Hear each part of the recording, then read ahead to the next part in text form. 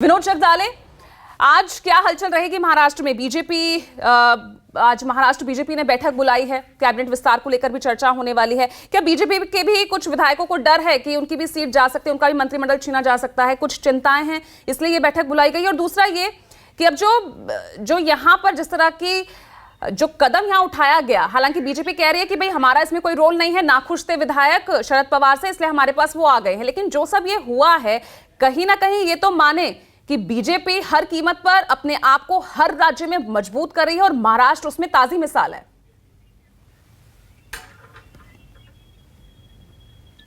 देखिए, सबसे पहले मैं आपको बताता हूं कि शिंदे गुट के विधायक नाराज है तो भारतीय जनता पार्टी के विधायक भी यहां पर नाराज है।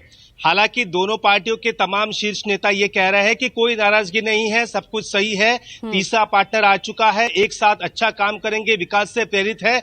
लेकिन डर सबको सता रहा है। डर इस बात का है क्योंकि भारतीय जनता पार्टी में कई ऐसे विधायक हैं जो 4 से 5 टर्म अपनी पूरी कर चुके हैं और वहां पर उनको मंत्री नहीं बनाया गया है।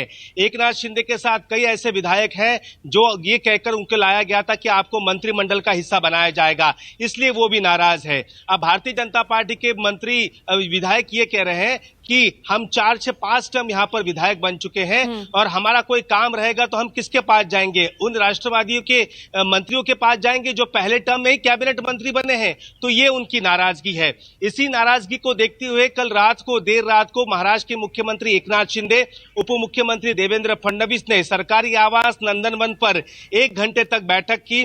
बैठक में नाराजगी के विषय पर भी चर्चा हुई। मंत्रिपरिषद किसको क्या देना है इसके ऊपर चर्चा हुई और नया मंत्रिमंडल विस्तार अब जल्द ही इसी अगले हफ्ते या इस हफ्ते के अंत में होने के आसार यहां पर नजर आ रहे हैं। लेकिन एक बात यह है कि जब तक महाराष्ट्र में नया मंत्रिमंडल विस्तार नहीं होगा तब तक एनसीपी के 9 मंत्रियों को वहां पर कोई भी डिपार्टमेंट नहीं दिया जाएगा, यानी ये बिना डिपार्टमेंट के ही मंत्री बने हुए नजर आएंगे। आपको पता ही होगा कि जब देवेंद्र फडणवीस और शिंदे ने शपथ ली थी उसके बाद कई दिनों बाद मंत्रिमंडल का विस्तार हुआ था, तब कुछ दिनों तक लगातार मंत्री ने काम किया लेकिन बिना डिपार्टमेंट के ही वो मंत्री थे। तो नाराजगी वहां पर है।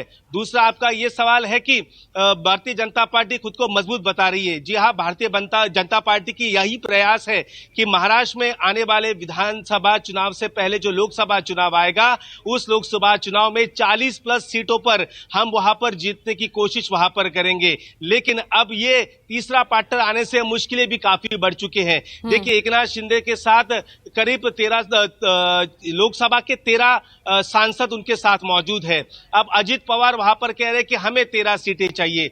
हुई सीटें कितनी? 26, बाकी सीटें बचती है 22। क्या भारतीय जनता पार्टी 22 सीटों पर लड़ेगी? तो ये कतई मंजूर उनको नहीं होगा।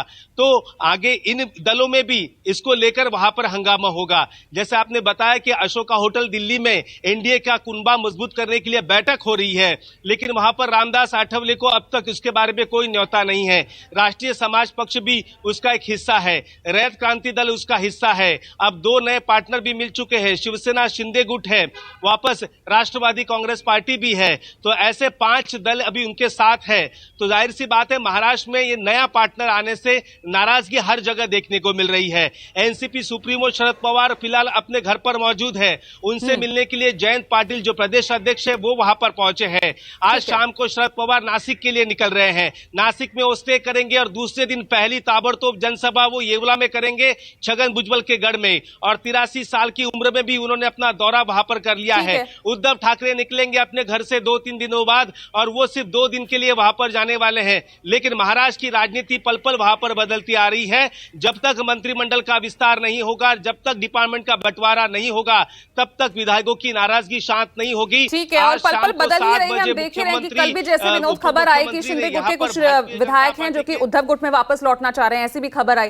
तो पल पल यहाँ की राजनीति तो लगातार एक नया मोड़ ले रही है और कब क्या हो जाए महाराष्ट्र की राजनीति में कुछ नहीं कहा जा सकता। ठीक है।